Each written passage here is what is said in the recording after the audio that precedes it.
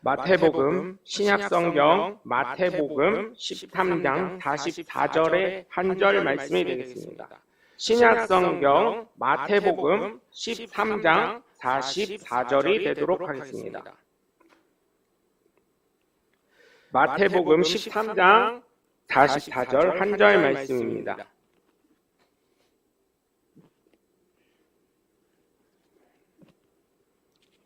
다 함께 한 음성으로 합독하겠습니다. 천국은 마치 밭에 감추인 보화와 같으니 사람이 이를 발견한 후 숨겨두고 기뻐하며 돌아가서 자기의 소유를 다 팔아 그 밭을 사느니라.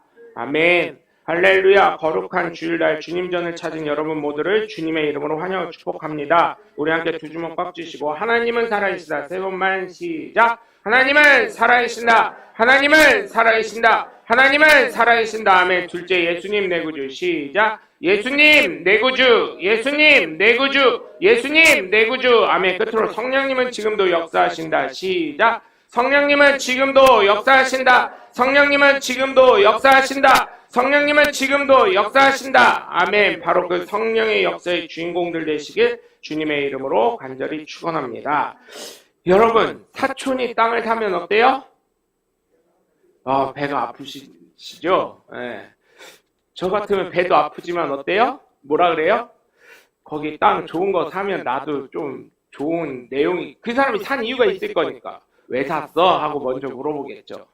또 왜 샀다고 얘기를 해주면 그 땅 나도 한 군데 돈이 있으면 알아봐줘 이러겠죠.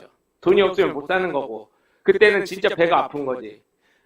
돈이 없을 때는 배가 아픈 거예요. 돈이 있으면은 나도 하나 알아봐줘 이렇게 되는 거죠. 세상을 살아가면 어때요? 박수 쳐주고 함께하고 그래야 되는데 이게 우리나라만 그런 게 아니라 다른 나라도 그러더라고요.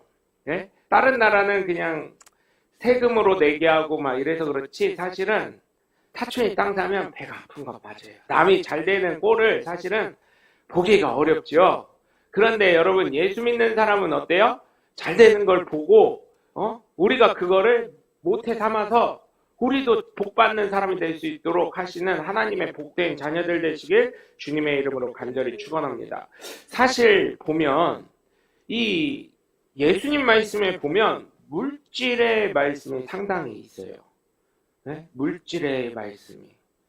그래서 예수 믿는 사람들, 어째 목사들은 헌금을 내라고 강요하냐 하는데, 아니 우리가 헌금할 때도 그렇고 심으면 심는 대로 거둔다는 예수님의 말씀도 있고 30배, 60배 그 말씀은 물론 그 물질에 관한 건 아니지만 어쨌든 그런 것도 있고, 천국도 얘기하실 때 항상 뭐라 그래요? 오늘도 보화와 같은 거, 뭐 곡식을 심었을 때 알곡과 가라지 내용도 그렇고, 천국에 관한 이야기를 할 때 보시면 꼭 물질과 관련된 말씀들을 굉장히 많이 하시더라. 아들의 혼인잔치 할 때도 그렇고 결혼과 물질에 관한 내용들이 굉장히 많음을 발견할 수가 있어요. 그래서 사실은 교회에서 목사님들이 헌금을 내라고 하는 거는 그런 욕심이 있거나 뭘 투기하려고 하는 게 아니라, 그렇잖아요. 여러분, 제대로 된 목사들 보면 어때요? 성도가 많아지니까 어쩔 수 없이 교회 건축하게 되는 거고, 지금 같은 경우는 서로가 힘든 시기니까 사실은 어때요? 함께 아픔을 분담하는 거고 고통을 좀 줄여 나가려고 하는 거고, 그러다 보니까 사실 천국 얘기하면서 물질 얘기할 수밖에 없고요. 목사인 제가 봐도 그래요. 그리고 또 한 가지 준비하라고, 신부단장하라는 얘기, 혼인잔치 얘기를 할 수밖에 없는 것을 저는 깨닫게 됩니다. 그래서 사실 이 말씀은 주일학교 학생들도 굉장히 잘 아는 말씀이에요. 어떤 사람이 소작으로 일 갔는데 어떤 내용이에요? 예수님 오늘 말씀은 밭을, 자기 밭도 아니에요. 나중에 말씀을 보면 마치 밭에 감추인 보화 같다고 하시면서 사람이 이를 발견한 후 자기 재산을 다 팔아 그 밭을 샀다는 얘기를 보면 자기 밭도 아니에요. 자기 소유도 아니에요. 근데 일하다가 어떻게 하다 보니까 보화가 있는 거예요. 자기가 생각할 때 귀중한 게 있는 거예요. 마치 여러분, 미국에 가면 텍사스주가 있습니다. 텍사스주를 갔는데 집을 샀어요. 집을 샀는데 애들은 뭘 잘해요? 애들은 우리 할머니들이 참 똑똑하신 것 같아. 어떻게 보면 아이고 우리 새끼 왔어 이렇게 안 하고 아이고 우리 강아지 왔어 그러잖아요. 애들 특징이 뭐예요? 강아지 특징 뭐예요? 강아지나 고양이 특징. 애완견, 애완묘의 특징이 뭐예요? 땅을 엄청 잘 팝니다. 무조건 파. 지네가 무슨 두더지도 아닌 것처럼. 근데 애기들 보니까요. 저희 아이들도 클 때 지미 지연이도 보니까 어떠냐면 땅을 파. 앞에 마당이 그러니까 잔디를 할머니가 심어놓고 할아버지가 심어놔도 땅을 파고요. 옥천 이원 가도요. 걔네 뭐 하는지 모르지만 맨날 땅을 파고 놀고 있어요. 그래서 우리 강아지라고 하는 얘기가 맞는 것 같은데 애들이 어때요? 텍사스에 집을 샀는데 애들이 땅을 파다가 애들 옷이 시커먼 게 잔뜩 묻어서 나오는 거예요. 그래서 애들 그리고 석유 냄새도 나고 그래서 나중에 보니까 석유가 그 집 밑에 있었던 거예요. 마당 앞에. 그 석유가 터지니까 어때요? 텍사스주에다가 동사무소나 뭐 텍사스주에다 신고하는 거예요. 우리 집 앞에 원전이 있나 봐요. 뭐가 터졌어요. 석유가 나와요. 그러면 이제 그 조사단이 옵니다. 조사단이 와서 아 이거 석유 맞습니다. 석유가 얼마나 매장돼 있고요. 시추량은 몇 년 동안 얼마예요 하고 집을 사는데 그 집 소유고 그 집 밭에 그 마당의 주인이니까 어떻게 해요? 매달 그 석유를 미국에서 퍼가는데 그 퍼갈 때마다 돈을 얼마씩 주는 거예요. 그 사람은 어때요? 집을 샀지만 횡재한 거예요. 그 돈이요, 적게는 뭐 몇천 불에서 많게는 몇만 불까지 나오긴 하거든요. 집이 얼마나 크고 그 안에 석유가 얼마나 매장되어 있느냐에 따라서. 근데 그거를 매번 뽑는 게 아니라 돌아가면서 뽑아요. 왜냐면 자원이기 때문에. 이 집만 계속 해줄 수가 없고 그런 천문학적인 돈이 들어가기 때문에 그렇게 한다는 얘기를 제가 텍사스에서 안 살았기 때문에 모르지만 그런 얘기를 들었어요. 집 앞에 석유가 나오면 집주인에게 그걸 주듯이 여러분 어때요? 오늘 말씀을 보면 자기의 소유를 다 팔아서 보화를 발견했는데 그 보화를 샀다는 거예요. 그래서 그 말씀은 텍사스에 있는 성도들에게 너무 잘 맞아들여요. 텍사스에 살다 온 사람들에게 너무 잘 맞아들이는 거예요. 이 말씀이. 그런 걸 보는 것처럼 여러분 정말 값진 보석이 그곳에 나왔다면 어때요? 기쁘겠죠. 그런데 우리나라는 값진 보석이 나오잖아요. 그럼 어때요, 여러분?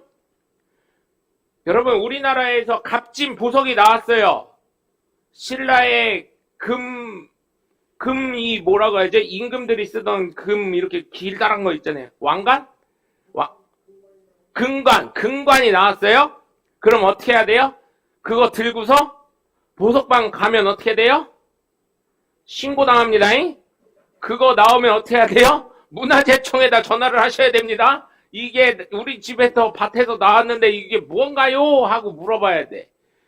이거 보니까 신라 금관이야? 그러면 어떻게 돼요? 내 집이 아니야. 국가 거가 돼. 어느 순간. 그래서 그 앞에 땅을 다 파고 땅을 팠는데 계속 나오면 어떻게 해요? 살던 집도 어떻게 해요? 들어서 다 파. 나는 살 집이 없어지는 거예요. 물론 국가에서 집은 제공을 해줍니다. 근데 내가 산 집과 그거랑 같냐고요. 그래서 우리나라는 부여 쪽 그쪽 가면은 엄청나게 나온다는 거예요. 부여 뭐 이런 데 가면. 경주가도 엄청나게 나온다는 거예요. 그래서 개발을 못 한다는 거죠. 또 춘천에 레고랜드가 개장을 했죠. 거기 얼마나 문제가 많았었어요. 그러니까 춘천에 그 개발이 됐을 때 뭐라 그래요? 거기가 문화유적지예요. 문화유적지다 보니까 거기서 벗어나서 개발을 해라 뭐 해라 해가지고 공사 중단됐다가 건설회사가 어디가 부도가 났다 그랬다가 막 얼마나 시끄러웠어요. 지금까지도 시끄럽잖아요. 개장을 했는데 누가 뭐 거기서 다쳤네 뭐하네 뭐 이러면서. 그것처럼 여러분 우리나라 같은 경우는 보화가 발견돼도 어떻게 해요? 문화재청에 바로 신고하셔야 돼요. 안 그러면은 나중에 법법자가 됩니다. 물론 특별하게 크게 뭐 다치는 일은 없지만 그걸 만약 금은방에다 뭐 갖다 줬다. 뭐 이게 보니까 유리 깨진 거네 하고 나중에 봤더니 거기에 뭐 역사 관련되신 분이나 문화재 관련되신 분이 와가지고 어이구 이거 구석기 시대 때 뭔데 그랬다가 저기 하면 큰일 납니다. 우리나라는 엄청나게 제약이 많은 나라예요.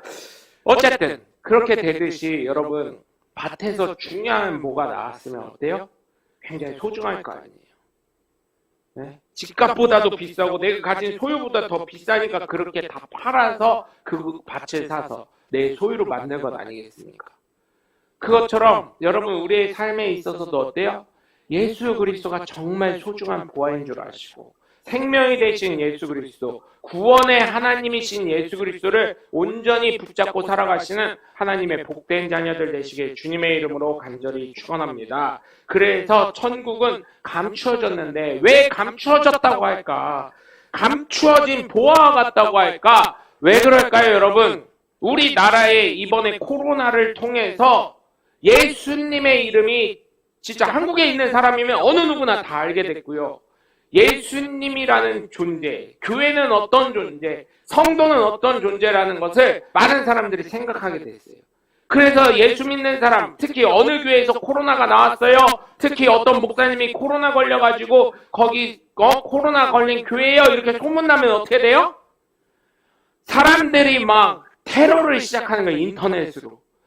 목사가 그렇게 빨빨거리고 돌아다니면 되냐, 목사가 왜 코로나 걸리냐, 막 별 얘기가 다 나와요. 그러면서 또 어디는 어떻게 해요? 또 뭐 시민연대 해가지고 어떤 교회는 동네에서 물러가라, 뭐 그 동네 살지도 않으면서 그런 사람들이 얼마나 많은지 모르겠어요. 그런 걸 볼 때 여러분 예수님이 분명히 다 어느 정도 전파가 됐어요. 자기들이 예수님은 어떤 존재이고 교회는 어떻게 해야 되고 성도는 어떤 삶을 살아야 되는지 본인들이 스스로 말씀에 있는 것처럼 정의를 내려버렸어요. 우리나라의 많은 사람들이. 그러면서 많은 사람들이 어때요? 교회를 떠나가기도 하고 예수를 다시금 믿으신 분도 있고 또 교회를 핍박하시는 분들도 있고 그렇게 됐으면 사실 우리나라 사람들은 어떻게 해야 돼요? 이제 안정화가 됐을 때 예수 그리스도를 믿어야 되는 존재가 돼야 되지 않아요? 예수 믿는 사람이 어떻게 살아야 되는지도 알고 예수 믿으면 어떻게 되는지도 알고 예수 믿음으로 말미암아 구원받는다는 것도 그 사람들 대한민국의 수많은 사람들이 다 알게 됐다면 어떻게 해요? 예수 믿어야 될 거 아니야. 천국 가려고. 그 답글 중에 그런 것들이 있어요. 야, 니네가 천국에 있으면 거기가 천국이냐 지옥이지 막 그러면 그 사람들은 어떻다는 거예요? 천국이 무엇인지 지옥이 무엇인지 정의를 내리고 알고 있다는 얘기잖아요. 그런데 지금 많은 교회들이 어때요? 한 6만 몇천 교회가 지금은 4만 몇천 교회로 줄었다 그래요. 거의 2만 교회가 줄었대요. 3년간 코로나를 겪으면서 2만여 교회가 없어진 거예요. 물론 그 교회들 중에 일반 기성 제대로 된 신학교를 졸업하신 분도 있고 그냥 인터넷으로 공부해서 학교 그냥 다니다가 그냥 졸업과 동시에 목사 안수 받으신 분들도 있는데 어쨌든 교회가 줄어들었다는 거예요. 그럼 문제가 있는 거 아니에요? 그럼 목사님 문제가 있는 교회들이 생겨서 그 교회들이 없어졌다고 생각하면 편하잖아요. 틀린 말씀은 아니에요. 그런데 어쨌든 교회가 6만 몇천 교회에서 4만 몇천 교회로 줄였다는 거. 그래서 며칠 전에 신문을 봤는데요. 여태까지에 여러분 제일 많았던 게 뭔지 아세요? 우리나라에 미용실 뭐 이런 건 줄 알았는데 1등이 교회였어요. 왜냐면 저희 동네만 봐도 교회가 꽤 많잖아요. 그런데 교회가 제일 어땠어요? 제일 많은 업종이라고 나오더라고요. 다른 무엇보다. 근데 그 교회라는 게 여러분 우리처럼 일반 기성교회만 포함한 게 아니라 뭐 각종 여러 교회들 있잖아요. 이단도 다 포함해서 그런 거예요. 일반 기성교회도 많지만 그러니까 잡다한 모든 교회라고 생긴 거는 다 포함시켜서 그런 거예요. 등록돼 있는 거 있잖아요. 그 법에 사업자 번호로 교회처럼 종교단체 교회로 등록돼 있는 거. 왜냐면 성당도 사실은 천주교회거든요. 천주교회까지 다 포함시킨 걸로 알고 있어요. 제가 알기로는. 근데 천주교회 같은 경우는 병원 안에도 교회가 있기 때문에 예를 들어서 제가 다니는 서울 성모병원 있잖아요. 강남 성모병원 안에도 그 예배드린 채플관이 있어서 거기도 따로 교회가 등록되어 있는 걸로 알고 있거든요. 제가 알기로는 정확하게 모르는데 그렇게 알고 있어요. 가는 데마다 다 교회가 있으니까 교회가 1등이었는데 이제는 바뀌었어요. 물장사가 제일 많이 남는다고 하잖아요. 옛날부터 어른들이. 그래서 1등이 업종이 커피숍으로 바뀌었더라고요. 커피숍이 제일 많대요. 지금 등록되어 있는 게. 코로나로 인해서 교회들이 많이 없어지다 보니까 그 커피숍이 그렇게 늘진 않았대요. 근데 커피숍이 1등이 되게 바뀌었더라고요. 그것처럼 여러분 삶을 통해서 예수 그리스도의 보화, 생명 대신 예수님, 아무리 보화가 많으면 뭐예요? 생명을 잃어버리면 아무것도 아닌 걸. 내 목숨이 끊기면 아무리 돈이 많고 명예가 있으면 뭐예요? 아무것도 아니잖아요. 여러분 아시잖아요. 2년 전에 이건희 회장이 돌아가셨죠? 고 이건희 회장 돌아가셨을 때 그분이 병상에서 몇 년 누워 계셨잖아요. 식물인간 상태에 비슷하게 누워 계셨었잖아요. 그랬을 때 어때요? 그분이 무슨 결재권이 있었던 것도 아니고 그분이 뭐 돈을 쓴 것도 아니고 물론 돈을 썼죠. 병원에 누워 계시니까 그 돈이 장난 아닌 돈이겠죠. 그런데 그분이 뭐 실제적으로 돈 쓴 건 아니잖아요. 자녀들이 돈을 내는 거지. 그런 걸 봤을 때 여러분 생명을 잃어버리면 예수 그리스도의 생명을 잃어버리면 안 된다는 거예요. 그래서 예수 그리스도의 이름은 이번 코로나를 통해서 대한민국에 드러났음에도 불구하고 감추어진 존재가 되는 거예요. 예수님은.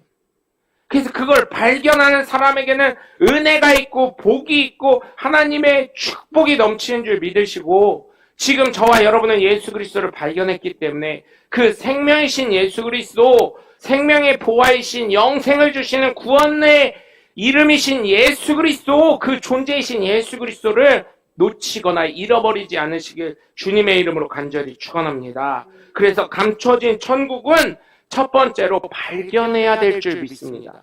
발견해야 돼요. 왜 발견해요? 네? 이렇게 수많은 코로나를 통해서 한국에 있던 사람들이 예수 그리스도가 어떻고 성도가 어떻고 교회가 어떤 곳인 줄 알고 천국과 지옥이 있음을 깨닫게 되었다면 어떻게 해야 돼요? 그 예수 그리스도를 믿고 접하고 교회를 나가고 하나님 뜻대로 살아가려고 해야 된다는 거예요. 그럼에도 불구하고 안다고 하면서도 가슴으로까지 내려오지 못하니까 예수 그리스도를 믿지 못하는 거고 또한 교회를 가려고 하니까 야 인터넷으로 예배 드리라는데 뭐 야 그렇게 주일날 교회 오라고 했던 명목자도 교회 못 오면 유튜브로 예배 드리라는데 뭐 교회 가고 안 가고가 중요해? 이렇게 얘기하실 수 있다는 거예요. 그럼에도 불구하고 내 몸이 귀찮고 힘들고 어렵다 할지라도 예수 그리스도를 발견했다면 예수 그리스도 이름 앞에 나와 예수님을 경배하고 예배하고 예수 그리스도 앞에 올바로 설 수 있는 하나님의 복된 자녀들이 되셔야 될 줄 믿습니다. 그게 발견하는 거예요. 예수님의 이름을 접하는 거. 그래서 발견하라 그래서요. 외국인들이 우리나라 오면 뭐라 그래요? 우리나라 오면서 다 빨간 십자가가 있어서 요즘은 이제 그렇게 무식한 외국인은 없더라고요. 교회가 많다는 걸 알더라고요. 외국인들이 처음에 인천공항이 개항됐을 때 뭐라 그랬어요? 어이구 빨간 십자가 왜 이렇게 많어? 이러면서 뭐라 그래요? 무덤이 도시에 이렇게 많은지 몰랐다고 했는데 나중에 보니까 다 그게 교회인 거예요. 지금은 그렇게 무식한 외국인은 없더라고요.